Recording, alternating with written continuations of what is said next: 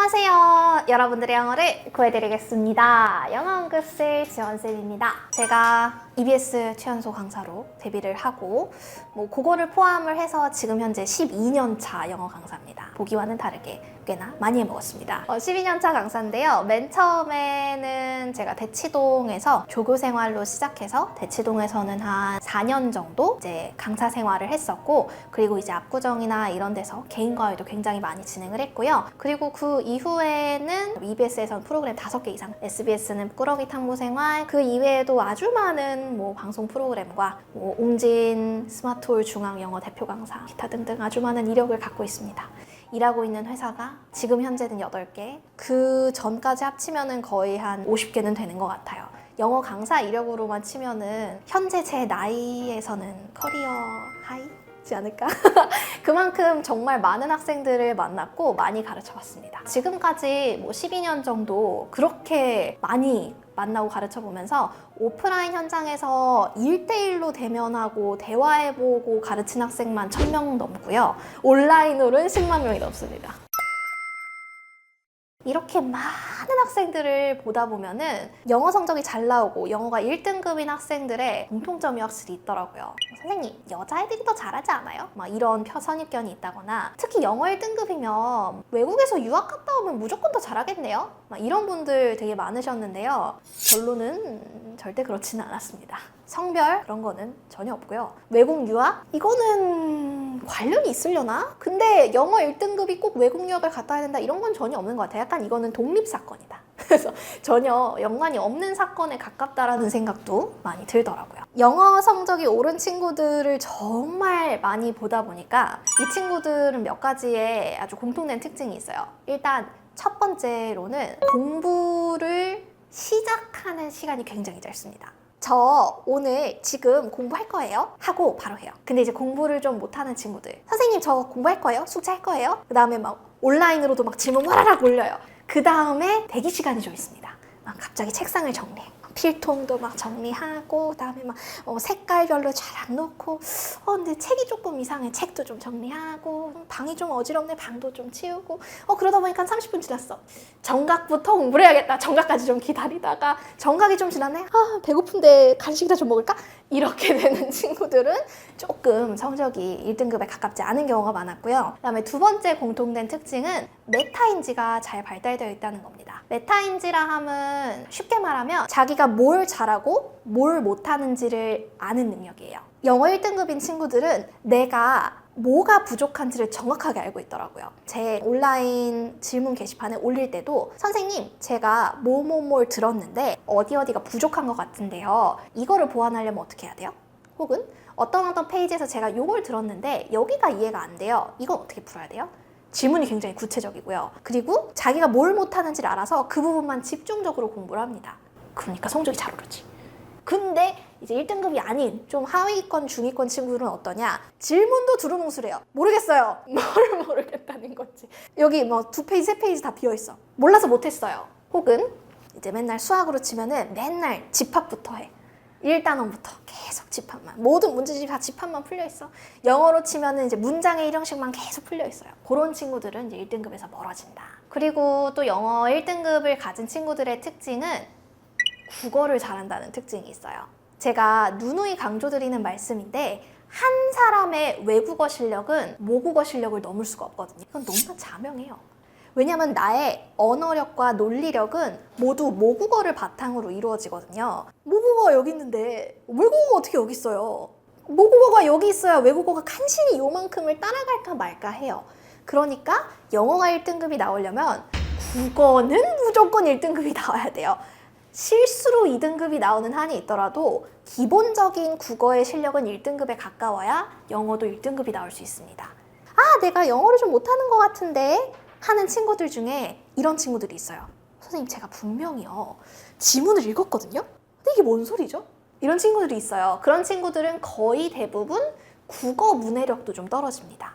논리력이 떨어진단 말이에요. 그래서 그런 친구들은 내가 국어의 비문학 쪽을 좀 잘 읽고 있는지, 독서가 충분한지를 점검해 보는 것도 중요하겠습니다. 그리고 제일 중요한 것 중에 하나, 잠은 꼭 6시간 이상 주무셔야 합니다. 제발 부탁드릴게요. 제발. 뭐 옛날 옛적에 사당오라 엄마 아빠들 시절에 이런 얘기 있었는데 제발 잊어버려요. 그거는 정말 지금 현재 있을 수 없는 얘기고요. 이렇게 바쁘고 각박한 현대사회를 살아가는 사람들에게 사당오락은 가당치도 않는 얘기고 6시간 이상을 자는 학생들이 훨씬 더 공부를 잘하는 비율, 영어 1등급 맞는 비율이 압도적으로 높아요. 이거는 내 장담할 수 있어요. 너무나 제가 현장에서도 눈에 보여요. 제가 강의를 할 때 앞줄에 하는 친구들, 그리고 인강의 완강률이 확실히 딱 나오는 친구들은요.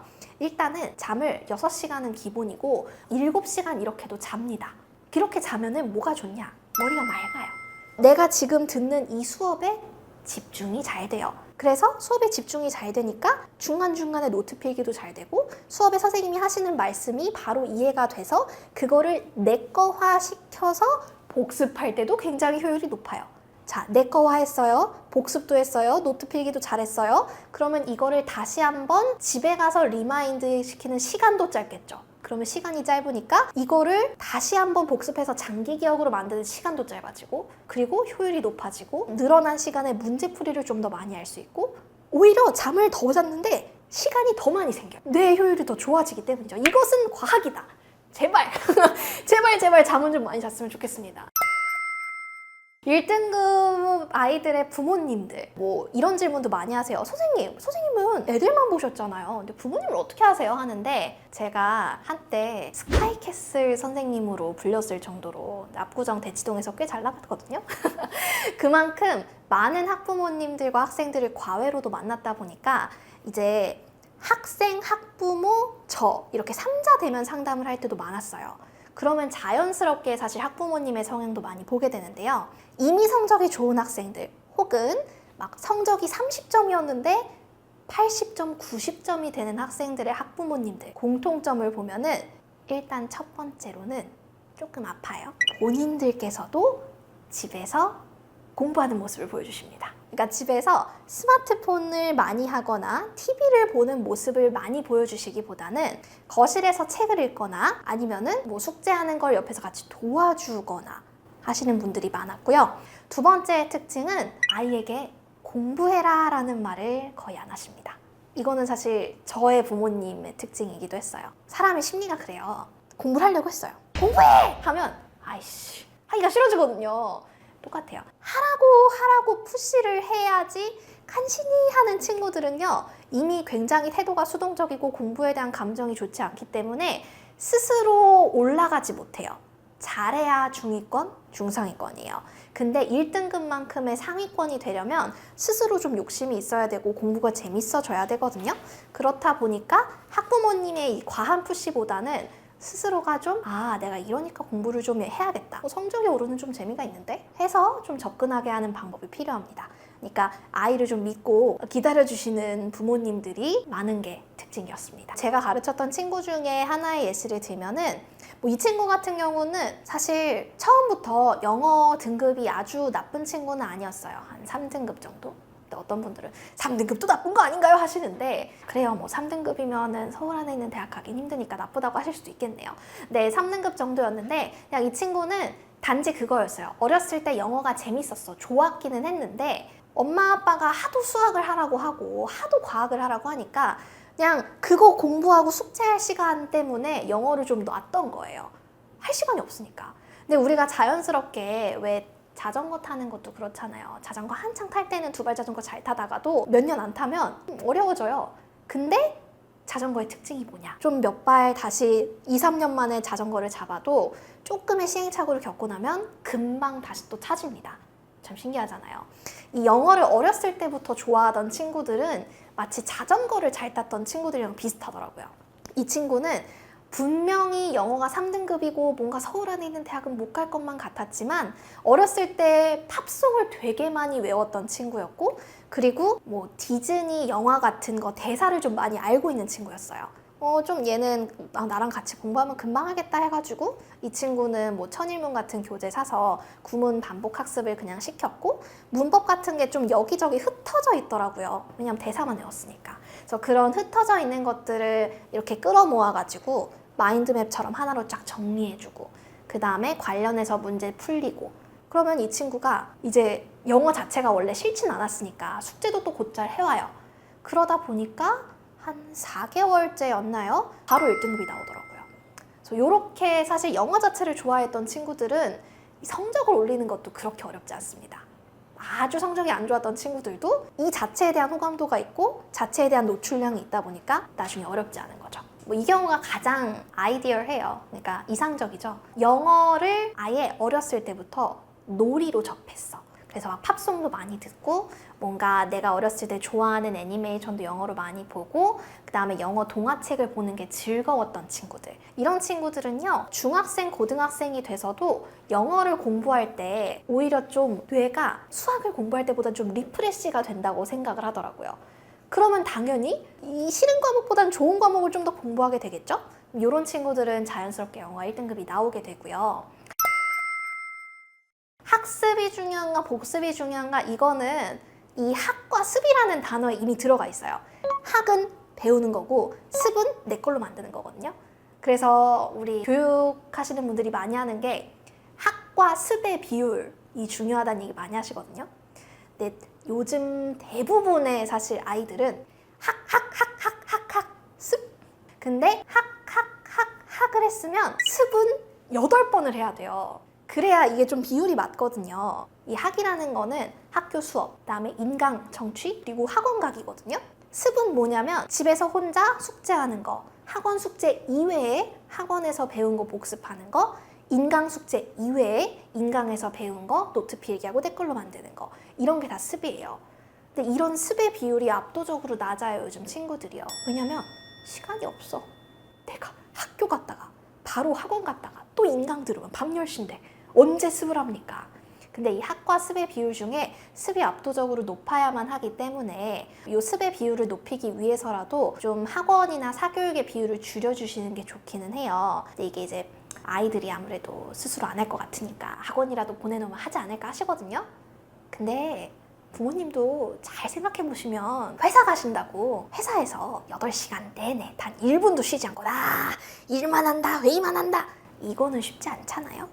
아이들은 조금 더 자기 컨트롤이 어렵기 때문에 학원에 간다고 해서 내내 공부만 하기는 또 쉽지 않아요. 그래서 그런 것들을 생각을 하셔서 아이가 혼자서 집이나 독서실에서도 습을 할 수 있도록 좀 환경을 만들어 주시는 데 주력하셔도 좋을 것 같아요. 그리고 많은 분들이 또 이런 질문도 갖고 계시더라고요. 중위권, 상위권, 최상위권에 따라서 이 학습과 복습의 비율이 달라지냐, 이런 것도 질문을 하시는데 맞는 얘기입니다.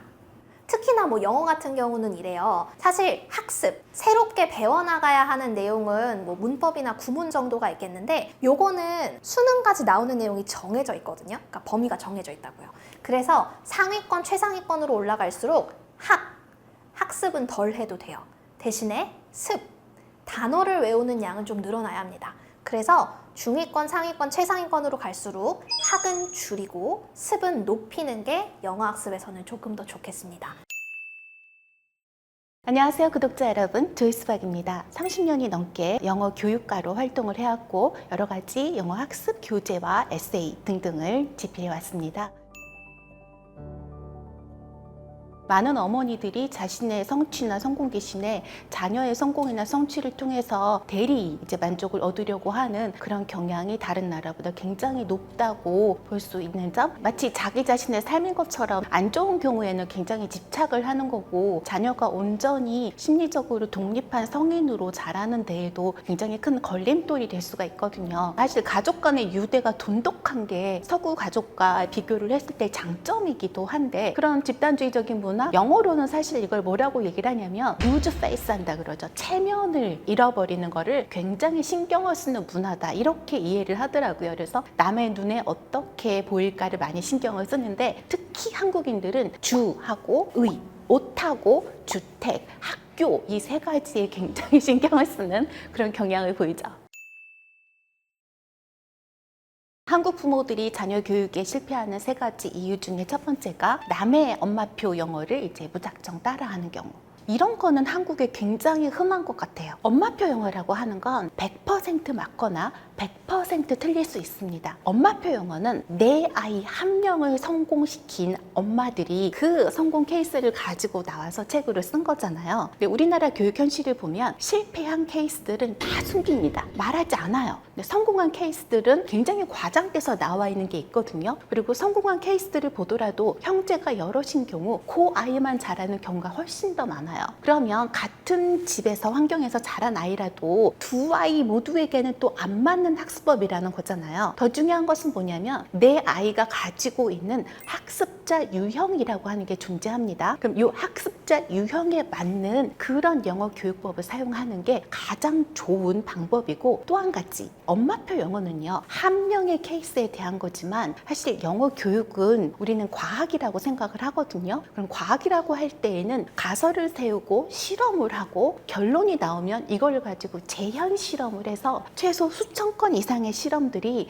이 실험 결과가 맞다라고 얘기를 할 때 그게 하나의 커다란 컨센서스를 이루어서 그래 이게 맞지가 되는 거예요. 그럼 영어 교육에서 무엇이 어떻다라고 얘기하는 건 최소 수천 건의 케이스를 가지고 얘기를 하는 거거든요. 그런데 대한민국에 있는 많은 부모님들이 그 한 명의 케이스만 의존을 하면서 그것만 따라가려고 할 때에는 정말로 위험할 수 있다라는 그런 말씀을 드리고 싶고요. 학습자 유형은 크게 세 가지가 있습니다. 시각형 학습자, 청각형 학습자, 신체활동형 학습자가 있어요. 어떤 인간이 전적으로 한 가지 학습자 유형만 가지고 있는 건 아닙니다. 세 가지 요소가 다 있는데 보다 지배적인 요소가 무엇인가의 문제예요. 어린 나이일수록 학습자 유형이 두드러져요. 성인들은 이게 크게 문제가 되지 않습니다. 왜냐하면 고등학교, 대학교까지 최소한 10몇 년의 교육 과정을 거치면서 많은 학습자들이 시각형 학습자 유형에 사실은 길들여져 있어요. 그래서 성인 학습자들은 오히려 가르치기가 편합니다. 그냥 지식만 딱 제시를 하면은 본인들이 알아서 받아갈 줄을 알아요. 그런데 어린아이일수록 뭐예요? 본인이 가지고 있는 주된 인지 채널들이 다르고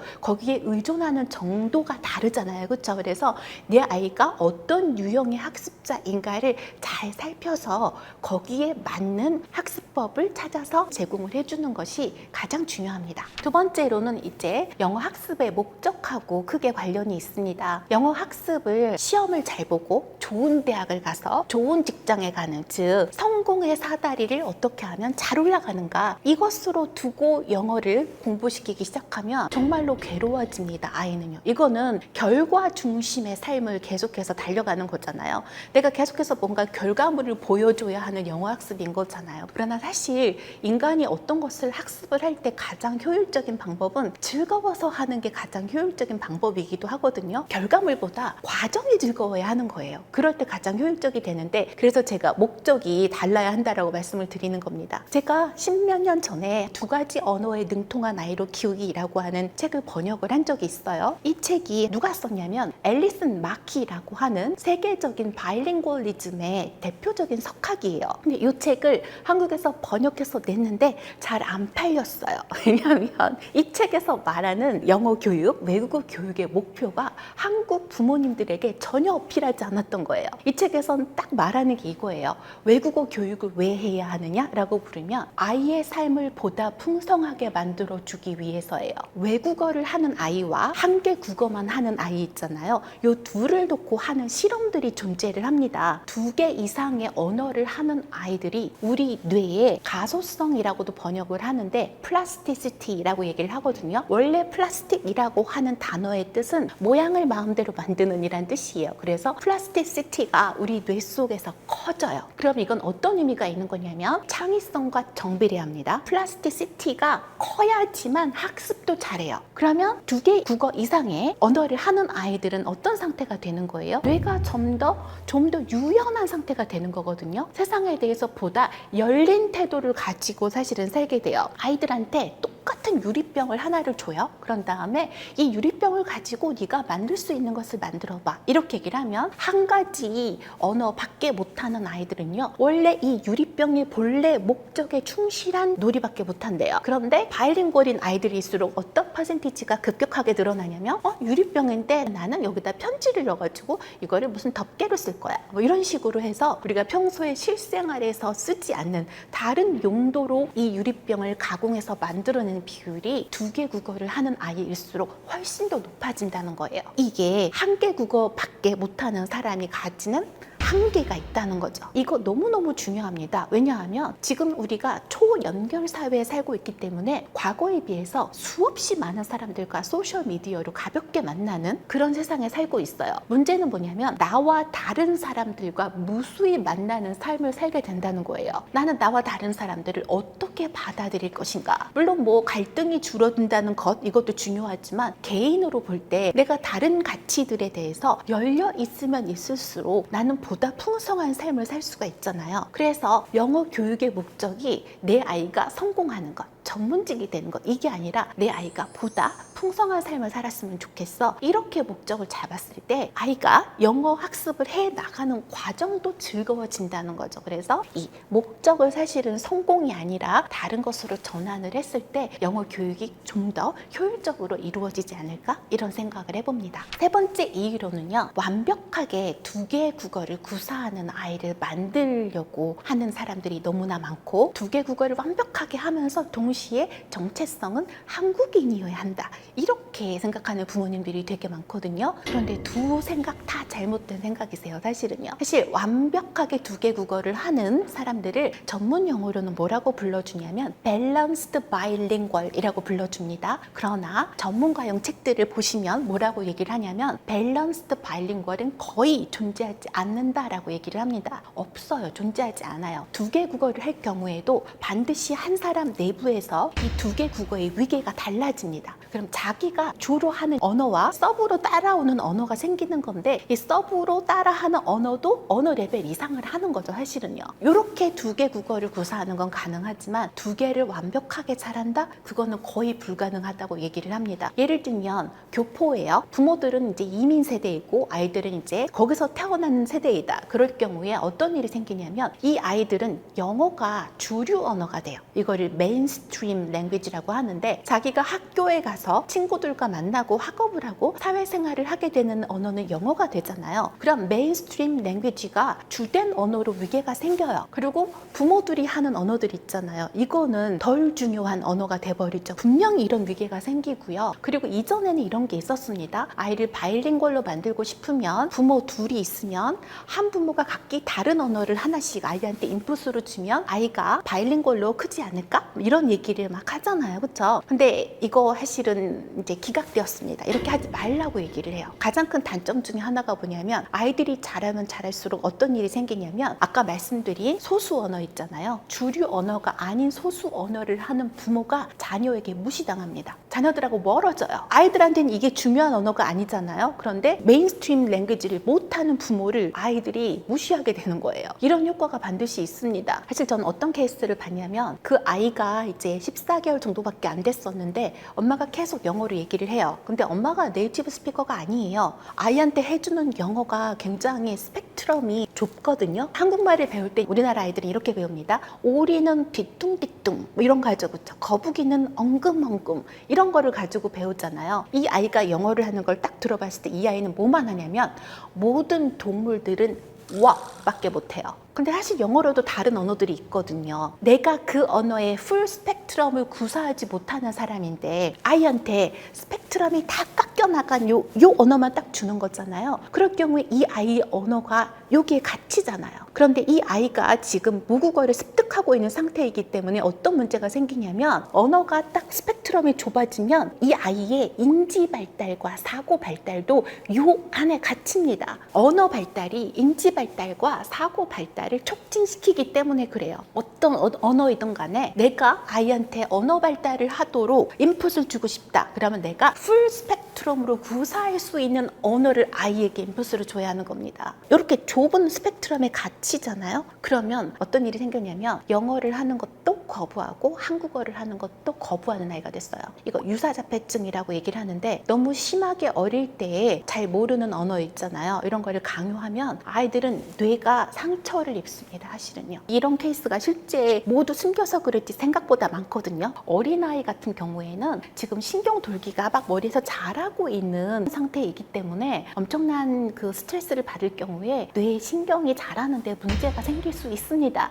그래서 유사자폐증 같은 그런 두 가지 말을 하는 것을 다 거부하는 그런 케이스를 보이는 아이들이 종종 있습니다. 생각보다 많습니다. 사실 가장 이상적인 바이링구얼 학습법은 교육법은 뭐냐면 two-way immersion이라고 하는 방법이 있어요. 공교육에서 아이들을 바이링구얼로 키우는 가장 효과적인 방법이다 이렇게 얘기를 합니다. 캐나다가 가능하고 그리고 미국의 일부 주에서 가능합니다. two-way immersion은 어떻게 하냐면요. A그룹은 영어로만 수업을 하고 B그룹은 스페인어로만 수업을 해요. 그러다가 1, 2, 3학년이 올라가서 4학년이 될 때 두 그룹을 스위치해요. 그래서 그 전에 스페인어로만 그 수업을 받은 아이들은 영어로만 수업을 받고 이쪽은 이제 스페인어로만 수업을 받아요. 이게 two-way immersion이라고 부르는 방식입니다. 이 버전이 가장 효과가 있어요. 왜 그러냐면 두 언어 사이에 위계가 있다고 말씀드렸잖아요. 영어가 주류 언어고 미국에서 스페인어는 히스패닉 이민자들의 언어인데 인구수는 굉장히 많거든요. 이렇게 했을 때 주류 언어인 영어에 눌려서 스페인어를 하는 아이들이 열등하다는 인식이 사라져요. 영어를 하는 아이들이 스페인어를 할 때 우리보다 못하는 아이들이 하는 언어인걸 이게 없어지는 거예요. 그리고 스페인어를 원래부터 하던 아이들 있죠. 이 아이들도 우리는 되도록이면 성공을 하려면 영어를 더 잘해야 하는데 이런 압박이 사라지는 거예요. 이런 상태에서 두 언어의 지위를 동등하게 보장을 해주고 나중에 스위치를 해줬을 때 이 두 그룹의 아이들이 영어하고 스페인어를 둘 다 골고루 잘 사용하는 아이들로 컸다는 거예요. 캐나다에서 이게 왜 가능한지도 아시겠죠? 캐나다 퀘벡에서는 불어만 쓰잖아요. 그래서 불어하고 영어를 두 가지 언어가 사실 캐나다에서는 official language, 공용어라서 two-way immersion이 가능하거든요. 캐나다에서도요. 그래서 이 방법이 바이링구얼로 아이들을 키울 때에는 가장 좋은 방법이나 한국에서는 쓸 수 없는 방법이죠. 그 바이링구얼 엣지 있잖아요. 그 저자는 딱 이렇게 얘기를 합니다. 아이를 외국어를 하는 그런 사람으로 키우고 싶다 그러면 다른 언어를 하는 아이들과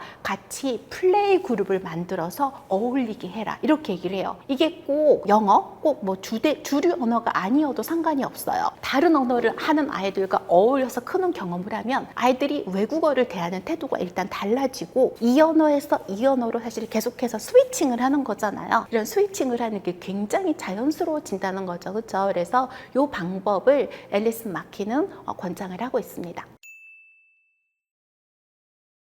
영어는 어디까지나 이 환경에서는 외국어로 얻는 거거든요. 그래서 한국어를 풀 스펙트럼으로 구사해보는 경험을 하고 한국어로 읽고 쓰는 게 어느 정도 되었을 때 영어를 얻는 게 가장 좋긴 하거든요. 그런데 또 한 가지, 한국에서는 어떤 현상이 벌어지냐면 문자를 너무 빠른 시기에 아이들에게 가르치는 그런 현상이 있습니다. 근데 절대로 문자는 이게 한국어든 영어든 상관이 없습니다. 문자는 절대로 빨리 가르치시면 안 됩니다. 연구 결과에 따르면 문자를 가르쳐도 되는 가장 어린 나이가 만 3세 반이에요. 평균 나이가 아니에요. 그래도 괜찮은 가장 어린 나이예요. 아이들이 문자를 배우기 이전에 완성돼야 하는 6가지 기능이 있습니다. 일단 프린트 컨셉이라고 하는 게 있어야 합니다. 프린트 컨셉은 뭐냐면 책을 아이한테 줘봐요. 그럼 아이가 앞이 어딘지 돌려잡아요. 그리고 이 책을 넘길 때도 이렇게 넘기잖아요. 그리고 눈이 움직이는 방향도 왼쪽에서 오른쪽으로 이렇게 가잖아요. 이거 철저히 모방 행동입니다. 부모가 읽는 모습을 보여주지 않으면 이거 못합니다. 부모가 그래서 읽는 모습을 많이 보여주는 것도 중요하거든요.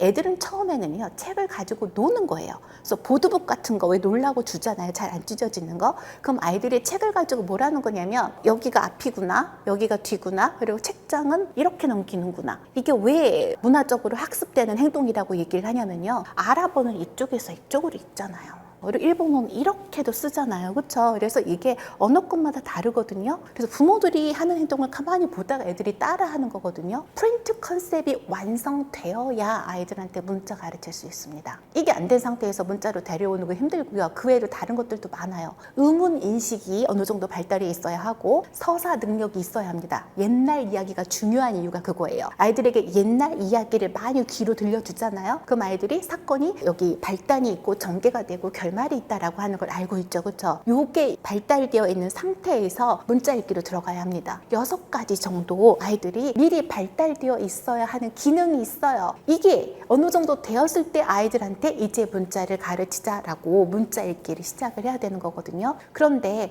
만 1살밖에 안 됐는데 아직 자기 손 오른손 왼손도 구별 못하는 아이들한테 자 책을 잡고 오른쪽에서 왼쪽으로 넘겨라 이거부터가 버거운 일이에요. 우리는 개구리가 올챙이 시절을 기억을 못하면서 굉장히 쉽게 우리가 이런 일들을 해냈을 거라고 생각을 하거든요. 아닙니다 여러분. 절대 쉬운 일들이 아니에요. 아이들이 먼저 해야 되는 일들이 있습니다. 그래서 그런 기능들이 어느 정도 완성이 되었을 때 자 이제 문자 읽기를 시작할까? 이렇게 해야 되는 거고요. 문자를 가르치는 방법도 레터를 하나하나 아이들은 못 읽어요. 제가 성인들에게 한국어를 가르쳐 봤는데요. 한국어 알파벳을 익힌 다음에 문자 읽으라고 하잖아요. 어른들도 인지적으로 엄청나게 부담이 되는 활동입니다. 이거는요. 그런데 애들한테 모든 것을 다 이렇게 구별하라고 하잖아요. 인지적으로 너무 힘들어서 영어를 포기하게 돼요. 사실은요. 그래서 이게 단계가 있어요. 처음에는 단어가 있으면요. 맨 첫 레터만 구별하게 해야 돼요. 이런 식으로 아이들에게 글자를 가르치는 단계들이 있단 말이에요. 성인들이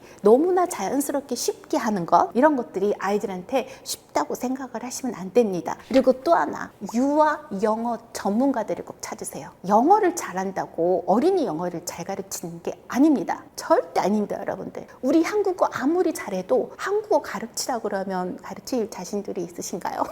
아니잖아요. 별개의 문제거든요. 저도 아이가 어렸을 때 동네에 있는 영어 유치원에 아이를 데리고 간 적이 있었어요. 교포 선생님 한 분이 이제 그 원어민 강사라고 와 계셨는데 아이한테 진단 테스트를 한다고 아이를 데리고 간 거예요. 그러고 나서는 얘를 데리고 가서 얘가 영어를 하나도 못한대요. 그럴 리가 없는데 제가 그래도 뭔가 막 얘기를 해준 게 있는데 아닌데요? 그러면서 제가 뭘 물어보셨어요? 이렇게 물어봤더니 그 선생님이 하는 말이 오늘이 무슨 요일이냐? 라고 물었더니 얘가 대답을 못했다는 거예요. 걔가 그때 아이가 1학년이었어요. 그래서 제가 그 선생님을 이렇게 보면서 얘는요 한국말로도 오늘이 무슨 요일인지 몰라요. 이렇게 말씀을 드렸거든요.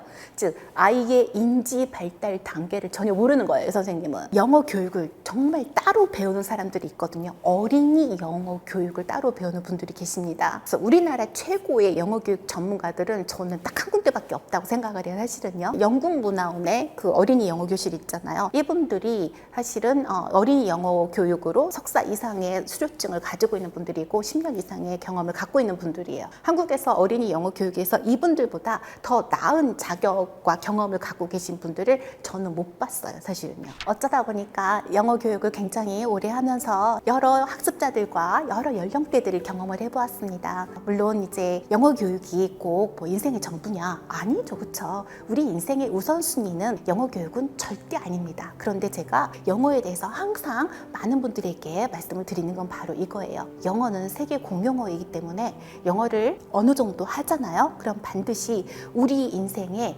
많은 문들을 열어줍니다. 그러나 반드시 행복으로 가는 문만 여시길 바랍니다. 안녕하세요. 저는 서준석이고요. 이제 의사이자 치과 의사로서 서울 강동구 쪽에서 치과와 비만 클리닉을 운영하고 있는 사람입니다. 그리고 서준석 TV라고 이제 교육이나 진로 쪽 얘기를 주로 많이 하는데 그냥 제 일상을 얘기하는 유튜버도 소소하게 작지만 운영하고 있는 유튜버이기도 합니다. 두 가지로 나눠야 됩니다. 초등학교, 중학교 때까지는 정말 공부만 하는 범생이었어요. 뭐 당구장을 간다든지 PC방을 간다든지 이런 것도 안 하는, 그러니까 하고 싶지만 해서는 안 된다고 생각하고 정말 교실 제일 앞자리에서 시작할 때 끝때까지 공부만 하는, 그래서 이제 같은 반 학생들이 보면 걔는 정말 공부에 미친 애구나, 범생이구나 생각할 정도의 학생이었고, 이제 과학고를 가면서부터는 사춘기도 좀 고1 때 저는 늦게 온 편이어서, 하지만 그렇다고 공부를 아예 안 하거나 못하진 않았어요. 왜냐면 공부하는 시간이 반 이하로 줄었어도 공부를 잘하는 법을 이미 알게 됐기 때문에 공부는 계속 잘하지만 오히려 계속해서 놀고 싶어하는. 그쵸. 고1 때부터 이제 과학고로 가면 서울과학고에서는 기숙사 생활을 또 했거든요. 토요일 날 한 오후 2, 3시나 돼야 집에 왔거든요. 하지만 집에 와서도 부모님이랑 특히 어머니랑 엄마랑 대화를 거의 안 했죠. 고1 때 사춘기가 오면서 엄마가 방에 들어오는 게 너무 싫었어요. 그냥 내가 책을 보고 공부를 하고 있을 때도 엄마가 문을 열면 그전에는 아무렇지도 않게 뭐 엄마 과일 주려나 아니면 뭐 엄마 나 공부하고 있어 이랬는데 사춘기가 오면서 이상하게 엄마가 싫어지더라고요. 돌이켜보면 그런 게 있었던 것 같아요. 중학교 때까지 엄마가 너무 공부하라는 얘기를 많이 했거든요, 저한테. 물론 뭐 제가 공부를 열심히 하기도 했지만, 그러니까 엄마 때문에 내가 너무 공부만 했다 이런 좀 원망 아닌 원망을, 그렇게 공부만 해서 미웠던 제일 큰 존재는 저였는데 제가 미웠어야 되는데 저를 미워하긴 싫으니까 엄마를 되게 내가 엄마 때문에 중학교 때 놀지도 못하고 이렇게 공부만 너무 했다가 고1 됐는데 가고 친구들 중에서도 저는 제일 뭐라 그래야 되나 공부를 많이 한 쪽이었거든요. 엄마랑 고등학교 3년 동안 대화를 거의 안 했었어요. 저는 제가 유튜브나 제가 낸 책에서도 얘기했지만 저만 해도, 제가 아까 어머니를 싫어했다고 했지만 그거는 이제 그냥 사춘기 때 싫어했던 거고, 공부적으로 저는 항상 어디를 어느 채널에 가든 책에서도 그렇고 얘기를 합니다. 내가 갖고 있는 이 학력의 화려한 공부 학력의 80%는 엄마의 덕분이고 내가 한 건 한 20%밖에 안 되는 것 같다. 아무리 공부에 재능이 뛰어나고 천재여도 20살 이전에는 영어를 잘하는 아이여도 영어를 혼자 집안에서 공부하는 학생은 거의 없어요. 그 영어 공부할 시간에 친구들이랑 나가서 놀거나 TV를 보거나 뭐 요즘 어린애들이 좋아하는 만화를 보거나 훨씬 더 즐거울 겁니다. 근데 그럴 때 그 학생한테 적절하게 놀게도 하고 어린애들이랑 나가서 노는 것도 되게 중요하죠. 어렸을 때는 10대 때 모를 때 하면서도 자리 책상머리에 앉아서 영어 공부를 하게 만들 수 있는 존재는 사실 가장 가까이 있는 부모님, 그중에서도 어머니밖에 없다고 저는 생각을 해요. 저도 사실은 제가 공부를 열심히 하고 잘하게 됐던 건 제가 그렇게 공부를 좋아하지 않고 열심히 해야겠다는 의지나 자각이 없었을 때 너 열심히 공부해서 성적 좋게 받아야 된다라고 끊임없이 저를 채찍질하고 말로 얘기를 하셨던 저희 어머니 덕분이거든요. 그래서 사실은 부모님이 어떻게 보면 타고난 아이의 재능보다도 이 아이가 공부를 잘하는데 더 많은 기여를 할 수 있다고 저는 생각합니다. 영향력을 미칠 수 있고. 부모님도 공부를 잘했을 거야. 물론 유전적으로는 부모님이 공부를 잘하고 서울대나 뭐 의사여야 아이가 좀 더 좋은 머리를 갖고 태어나는 건 부인할 수 없는 사실이죠. 하지만 의외로 저는 이제 공부를 잘했던 학생들 사이에서 되게 많이 있었잖아요. 의외로 서울과학고나 서울대 의대나 서울대 치대 온 학생들 중에는 부모님이 그렇게 공부를 잘하지 않은 학생들도 은근히 많습니다. 물론 뭐 한 50% 정도는 부모님이 의사거나 아니면 부모님이 서울대거나 이런 애들도 있지만 부모님이 고졸이거나 심지어 어머니가 고졸인 경우는 너무 흔히 많이 봤고요. 그리고 아버지도 고졸인데 정말 천재거나 아니면 뭐 서울대 의대에서도 공부를 잘하거나. 그래서 저는 막 공부는 재능이라서 공부 잘하는 아이 보면 어머니 아버지가 다 뭐 서울대나 뭐 의대나 나왔다, 저는 그거는 반만 맞고 반은 틀린, 그러니까 반이 틀렸다는 건 사실은 편견이라는 얘기죠. 아니면 또 뭐 이런 편견도 있죠. 부모님이 학원에 미친 듯이 보냈겠지. 서포트를 막 돈을 막 엄청 써서 뭐 유명한 대치동 학원에 보내거나 뭐 유명한 가이드선생님 붙였겠지. 사실 이거는 더 큰 편견이에요. 당연히 뭐 동네에 있는 학원이나 아니면 요즘처럼 뭐 인강이 워낙 집에서도 편하게 들을 수 있는 시대는 인강은 열심히 들었지만 그렇게 부모님이 자식 교육에 돈을 많이 쓴 학생들이 꼭 공부를 잘하냐? 오히려 안 그런 학생들이 더 많았던 것 같아요. 이것도 분명 있다고 말씀드리는 게 맞겠죠. 왜냐면 저도 저희 어머니가 저를 대치동의 수많은 학원 중에 제일 좋은 학원에 데려가서 뭐 수학이든 영어든 과외를 시켰고, 뭐 아실 수 있을 겁니다. 김기훈 선생님이라고, 그 선생님이 대치동에서 유명해지기 직전인, 그러니까 아마 2000년대 초중반에 메가스터디가 생기면서 그분이 엄청 유명해졌지만 97년에 그 선생님이 하는 한 6, 7명으로 이루어진 소규모 그룹 과외를 저희 어머니는 저를 포함해서 팀을 만들어서, 저는 그거를 97년에 유명해지기 한 5, 6년 전에 저는 그 선생님 수업을 들었거든요. 되게 영어 잘 가르쳐서 그 선생님이 가져왔던 책이나 그 선생님의 교육 방식 때문에 제 영어 실력이 한 단계 또 업그레이드가 됐었고, 그때 저랑 같이 과외를 받았던 서울과학고 친구들도 수많은 영어 선생님을 만났지만, 학원 강사나 과외 선생님을 만났지만 그 김기훈 선생님 되게 잘 가르친다는 얘기를 다 이구동성으로 했었습니다. 근데 이제 저희 어머니가 그 정보를 얻었던 루트는 그거였죠. 공부 잘하는 선배 어머니들이랑 친해져서 그분한테 그걸 소개를 받은 겁니다. 그러니까 저희 어머니가 좋은 학원이나 좋은 과외 선생님을 알아온 루트가 항상 어땠냐면, 그러니까 제가 뭐 1학년이면 2학년 선배들이랑 뭐 하여튼 어머니 회나 육성 회나 이런 걸 하면서 그 어머니 중에 공부 잘하는 학생을 아들로 두고 딸로 둔 어머니한테 가서 물어보는 거죠. 사실 그게 제일 정확합니다. 그러니까 요즘도 막 인터넷에 어떤 강의가 좋나요? 뭐 하지만 내가 예를 들어서 내 아들이 중1이다. 그러면 분명 어머니 회나 그런 게 분명 학교에 없을 수가 없잖아요. 그 어머니 회 나가는 겁니다. 회장으로 안 뽑혀도 나갈 수 있어요. 아니면 어머니들끼리 모이는 회의 같은 게 있어요. 그러면 그 회의 같은 데 나가면, 참관 수업 같은 데 가면 분명, 아니면 그런 거죠. 심지어 위탁년이 아니어도 우리 반에 참관 수업을 가죠. 우리 반 1등이 누군지는 대충 압니다. 자기 아들한테 물어보면, 애한테 물어보면, 그러면 그 어머니한테 가서 조심스럽게 말을 하는 거죠. 제 아들이 영어 성적을 좀 올리고 싶은데 혹시 예를 들어서 1등이 뭐 저라고 합시다. 준석이가 다니는 영어 학원이나 가르 선생님을 좀 소개시켜 주시지 않겠습니까? 어지간해서는 알려줍니다. 특히나 학년이 다르면 뭐 경쟁자가 아닌데 오히려 뭐 같은 반이면 좀 주저할 수도 있겠지만 주저하지도 않죠. 왜냐면 2등이 1등을 물어보면 주저하겠지만 한 10등인 애가 가가지고 어머니가 1등인 애한테 물어보는데 뭐 걔가 영어 잘하게 된다고 1등 자리를 위협할 리는 없겠죠. 가장 중요한 건 옛날도 지금도 공부 잘하는 아이의 어머니. 제일 좋은 건 1년이 선배. 제일 정확하죠. 많은 분들이 하는 착각이 학부모건 학생이건 정말 비싸고 유명한 학원 수업이나 과외 선생님의 수업을 예를 들어서 3시간을 들으면 나는 그 3시간 수업이 다 내 것이 됐다고 생각합니다. 근데 진짜 공부는 그 수업이나 과외가 끝나고 나서 시작이 된다고 생각하시는 게 정확해요. 예를 들어서 학원에서 비싼 유명 강사, 1타 강사의 수업을 토요일 날 6시간을 듣고 집에 왔어요. 그러면 많은 공부를 잘 안 해보거나 잘 모르는 학부모님들이 하는 착각 중에 하나가 아이들한테 그렇게 얘기합니다. 학원에서 너가 6시간 동안 강의를 들었으니까 이제 좀 집에서 쉬어라. 6시간의 수업을 들었으면 최소 6시간 이상의 자습을 해야 그 6시간의 비싼 강의가 온전히 그 학생의 실력 향상으로 이어집니다. 심지어 6시간이 아니라 6시간의 강의는 되게 축약돼서 밀도 있는 얘기들이 6시간 내내 나오거든요. 그럼 제가 봤을 땐 최소 12시간, 2배 이상은 공부를 해야 돼요. 대세김질을 하면서. 예를 들어서 인터넷 강의를 들었다. 그러면 어떠냐면 저도 그랬지만 정말 이 영상을 보는 분들은 실력을 기르고 싶어요. 지금은 영어를 잘 못하는 하위권이나 중위권 학생들이잖아요. 그럼 영어 1타 강사 수업 2시간을 들으면 적어도 4시간, 아니 6시간, 8시간을 집에 와서 그 내용을 필기한 거를 계속 되새김질하면서 유명한 1타 강사 선생님은 5분 동안 떠든 얘기를 정말 20분, 30분 동안 곱씹어보면서 반복해야 진짜 그 내용이 자기 실력으로 이어져서 점수 향상으로 연결될 수가 있어요. 근데 많은 학생들이 6시간 수업 들으면 나 8시간 동안 공부했으니까 이제 집에 와서 쉬어야지. 그러면 그냥 그 비싼 돈 안 내고 그냥 그 선생님이 낸 자습서 문제집으로 6시간 공부한 애보다 오히려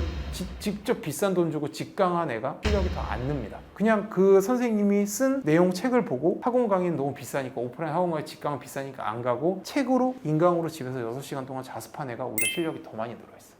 직접 좋은 과외를 받거나 직강을 해서 비싼 돈을 내서 수업을 들으면 그 2시간 강의를 들으면 적어도 2배 이상. 그러니까 제가 2시간 공부한다는 건 저처럼 이미 상위권인 학생들 얘기인 거고 정말 실력을 기르고 싶은 학생들은 4시간, 6시간을 자습을 해야 됩니다.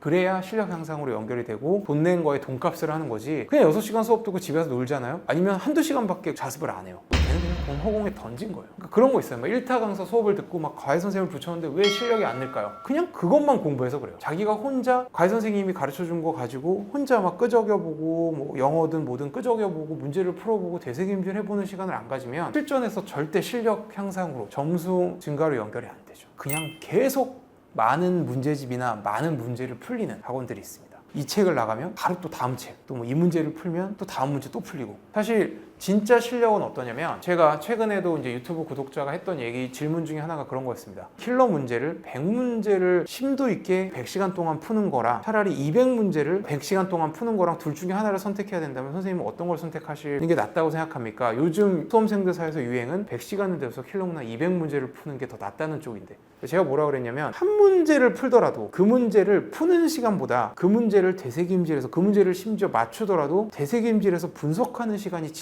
실력 향상으로 연결이 되거든요. 그래서 저는 어떠냐면 과외를 할 때도 그렇고 제가 학원 공부를 할 때도 어떤 과외가 좋은 과외고 어떤 학원이 좋은 선생님이냐면 작게는 한 문제, 넓게는 한 문제집을 완벽하게 씹어먹게 가르치는 학원이나 선생님이 좋은 선생님이고 좋은 학원이에요. 근데 그렇다 보면 그런 얘기가 막 들리거든요. 옆에 학원에서는 옆에 과외 선생님은 지금 벌써 한 달에 문제집 1개씩 2달이면 문제 2개를 끝내준다는데 왜 선생님은 3개월 동안 지금 문제집 하나 가지고 계속 하고 있나요? 빨리 다른 문제집, 다음 단계 문제집으로 넘어가야 되지 않을까요? 막 이런 얘기를 저한테 하거나 아니면 학원에서 막 학생들이 합니다. 내가 과외 선생님으로서 좋은 평가를 받고 학원에서 수강생들한테 좋은 평가를 받아서 많은 수강생을 모집하려면 계속 A 문제집 끝나면 B 문제집, B 문제집 끝나면 C 문제집. 근데 그러면 정작 수박 겉핥기식으로 연결이 됩니다. 그래서 저는 사실 계속해서 많은 문제집을 진도를 빼는데 그러니까 이거는 어떤 걸로도 연결이 되냐면 요즘에 막 선행학습을 막 1년, 2년이 아니라 막 3년, 4년 하잖아요. 무조건적인 선행학습을 추구하는 학원도 절대 좋은 학원이 아닌 거죠. 한 문제를 풀더라도 그 문제에 대해서 정말 디테일하게 분석해서 그 문제를 완벽하게 이해시키려면 시간이 많이 들 수밖에 없고 그러려면 진도가 천천히 나갈 수밖에 없어요. 조기 교육이라는 게 상대적인 의미의 조기 교육이면 저는 분명히 받았죠. 왜냐면 요즘은 초등학교 때부터 요즘 학생들은 이제 영어를 배우지만 학교에서, 저희 때는 초등학교 때는 학교에서 수업 과목으로 영어를 안 가르치던 시기였거든요. 근데 저는 초등학교 3학년인가 때부터 어머니가 영어를 과외를 받게 가르쳐서 영어를 일찍 배웠죠. 저는 뭐 요즘으로 치면 이 영상을 보시는 분들이 혹시 뭐 10대나 20대 분들이라면 이해하기 쉽게 말씀드리면 저는 영어 유치원에 다닌 셈인 거죠.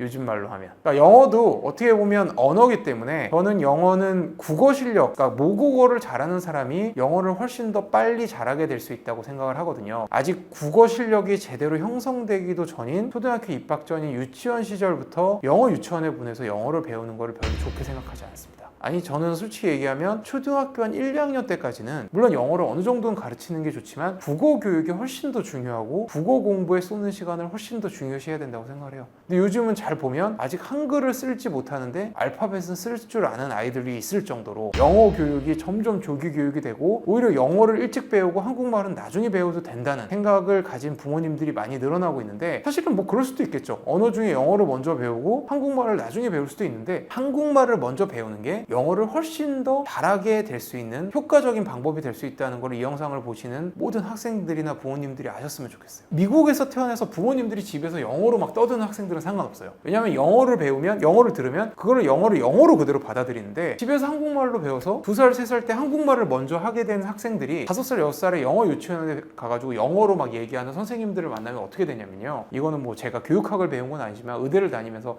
두뇌의 그 활성 과정을 공부했기 때문에 아는 건데, 영어를 머릿속에서 한국말로 바꾸고 나서 그걸 받아들이거든요. 아직 한국말을 제대로 몰라요. 아직 제대로 한국말을 배우거나 문법이나 구조에 대해서 완벽하게 능숙하지 않으면 머릿속에서 영어를 들어서 한국말로 바꿨는데 한국말이 이해가 안 되는 일이 발생돼 버립니다. 그러면 아무리 앞에서 영어 유치원 선생님이 아니면 학교 선생님이 영어로 떠든들 그 학생은 영어를 100% 이해를 못하는 거죠. 예를 들어서 뭐 훈육이라는 단어를 몰라요. 교육은 알아도 교육과 훈육은 또 조금 다른 의미거든요. 이거를 이해가 안 된다면 여러분도 국어를 100% 이해를 못하고 계신 겁니다. 교육이랑 훈육은 조금 더 달라요. 근데 영어로 훈육으로 해석돼야 되는 어떤 단어를 썼어요. 영어는 교육도 훈육도 다 트레이닝이라는 단어에 포함이 되어 있습니다. 하지만 앞뒤에 어떤 문장이 붙으면 이거는 훈육이라는 뜻에 가까운 트레이닝이 되고 이거는 교육이라는 뜻에 가까운 트레이닝이 되는데, 그거를 훈육이라는 뜻인데 훈육이라는 단어를 아예 머릿속에 없어요. 국어를 아직 제대로 못 배워서. 그럼 그거를 교육으로 이해하는 순간 얘는 그 영어도 제대로 이해하지 못하는 학생이 되어버리는 거거든요. 그래서 저는 솔직히 얘기하면 초등학교 한 1학년? 좀 많이 잡으면 2학년 때까지는 사실은 영어는 그냥 알파벳 정도만 가르쳐도 충분하다고 생각을 해요. 실제로 우리나라 교육과정은 그렇게 돼 있고요. 근데 아직 초등학교 1, 2학년밖에 안 된 애가 막 영어 문장을 듣고 그걸 해석하는 공부를 한다? 그 국어 문장을 완벽하게 해석할 수 있는 국어 실력이 아직 머릿속에 없을 겁니다. 그럼 사실 여러분이 하는 영어 조기 교육은 사실상 헛수고라는 결론에 도달하게 되는 거죠. 그래서 저는 영어 조기 교육을 하시려면 적어도 초등학교 3학년 때부터, 초등학교 3학년이면 어느 정도는 열심히 국어 공부를 했으면 이제 국어 실력은 어느 정도 경지에 올라 있거든요. 그렇죠. 저도 영어 유치원에 사실상 다닌 건데 지금 생각해보면 그렇게 초등학교 때 일찍 배웠던 영어는 별로 저한테 영어 실력 향상에 도움이 안 됐었어요. 기껏해야 알파벳 외우고 뭐 애플이나 뭐 이런 단어 몇 개 아는 정도, 발음 조금 좋아지는 정도, 그 정도였지, 사실 저의 진짜 영어 실력 향상은 저의 국어 실력이 좀 어느 정도 경지에 오른 초등학교 5, 6학년 때부터 본격적으로 영어 실력이 늘었던 것 같아요. 실제로도요. 초등학교 막 2학년, 3학년, 4학년 때 했던 영어는 사실상 지금 생각해보면 돈 낭비, 시간 낭비 훨씬 더 가깝지 않았을까. 지금도 이제 여러분의 자제분들이 영어를 어려워하거나 아니면 영어 실력이 빨리 늘지 않는다고 고민이 되실 학부모님들한테 말씀드리려는 거는 역시 바로 앞에 얘기했던 거의 연장선인 것 같아요. 영어는 결국 언어이기 때문에 여러분들이 한국말을 언제부터 이렇게 유창하게 쓰게 됐고, 한국말로 된 뭐 글이나 신문 같은 데 있는 기사를 읽을 때 언제부터 이렇게 내용 파악이 빨라지게 되는지 생각을 해보면 대부분의 분들은, 저도 그렇지만 언제부터 그랬지? 그냥 자연스럽게 된 것 같은데, 이런 생각을 하실 거고, 사실 그 이유는 잘 돌이켜보면 그런 겁니다. 여러분이 태어났을 때부터 여러분은 부모님도 그렇고 TV나 책이나 이런 데서 끊임없이 국어에, 한글에 노출이 돼 있었던 거죠. 한국말이랑. 그래서 여러분의 자식들이 영어를 지금 어려워하고 힘들어해도 꾸준히 영어 공부를 하고 영어라는 그런 환경에 계속해서 노출을 시켜주면 여러분의 자제분들은 아무리 공부해도 성적이 잘 오르지 않는 수학이나 과학과 달리 영어는 결국 잘하게 돼서 1등급을 받을 수 있게 되실 거예요. 그러니까 영어 교육을 하실 때 많은 분들이 하는 게 영어에 대한 두려움. 다른 뭐 아이는 벌써 영어를 뭐 이렇게까지 유창하게 하는데 우리 아이는 내가 뭐 학원도 안 보내고 영어 유치원도 안 보내고 과외도 안 시켰는데 어떻게 영어를 잘할 수 있게 될까? 영원히 영어를 못하게 되면 어떡하지? 결국은 잘하게 됩니다. 전제 조건은 그런 거죠. 끊임없이 영어가 어렵든 실력이 빨리 늘지 않아도 끊임없이 영어를 접하고 공부하고 노력할 것.